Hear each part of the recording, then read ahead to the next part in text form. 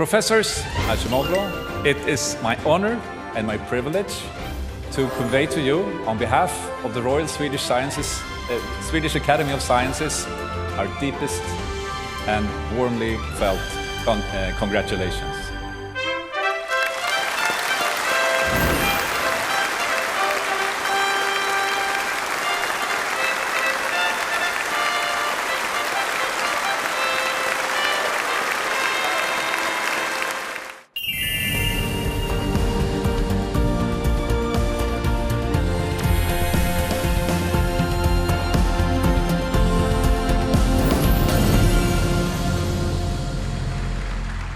Turbulence comes to my mind as most apt for the age we live in.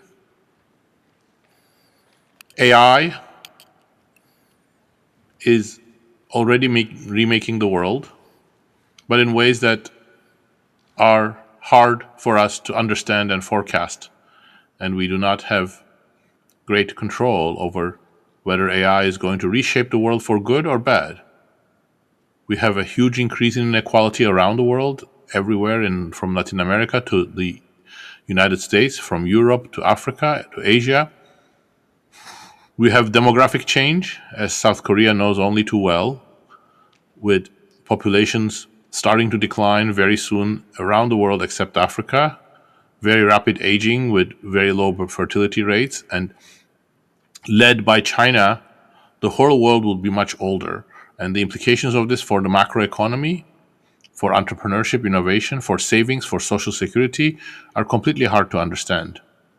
Climate change is creating another set of uncertainties, not just because we are likely to miss all of the targets that the world has set, but also because there are many ways in which we need to redesign urban areas. We need to change the structure of agriculture. The way that we consume goods and services and travel may have to change in the face of a very warming climate. And then finally, as everybody knows, the global system is being remade as we speak, with new tensions and new risks. So this number of big uncertainty events is completely unique. And I'm actually surprised that more policymakers and more stock market analysts are not really panicking in front of this amount of uncertainty. All of these challenges can be handled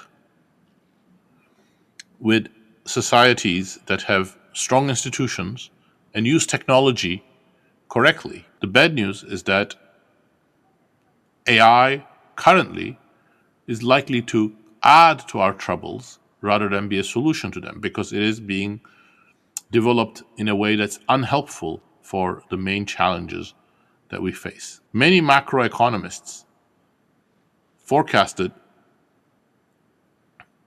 10 years, 15 years ago that this would be a disaster for South Korea, it would be a disaster for Japan or Germany, that such rapid aging would be associated with less growth, more imbalances. But actually, when you look at data, aging countries have grown faster, if anything. How did that happen? I think South Korea again illustrates this very well. It happened because aging societies used technology in order to deal with their labor scarcity, labor shortages, and also for making their workforces more productive.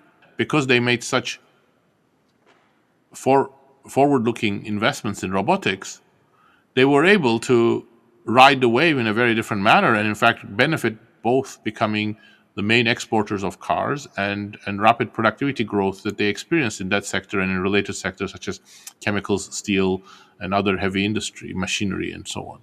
Right now, a lot of the AI investment goes into what is called artificial general intelligence that can mimic humans and ultimately perhaps surpass humans in all tasks, in all cognitive tasks, and other automation activities. There is very little investment in properly understood pro-worker AI. I think if the US is not going to be the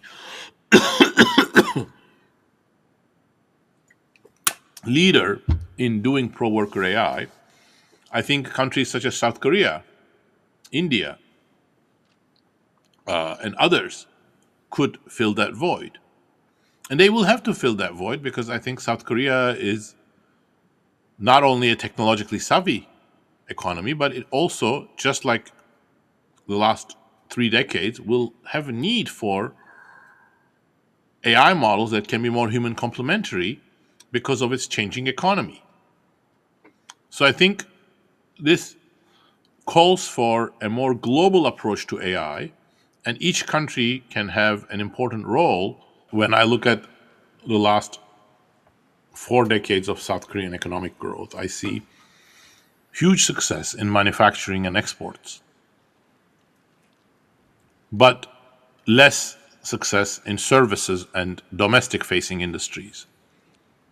So I think an important step for South Korea would be to increase competition and increase productivity in services. And again, here, AI could be very helpful. AI is not just relevant for manufacturing for the South Korean economy, but really in rationalizing education, healthcare, service delivery, and so on.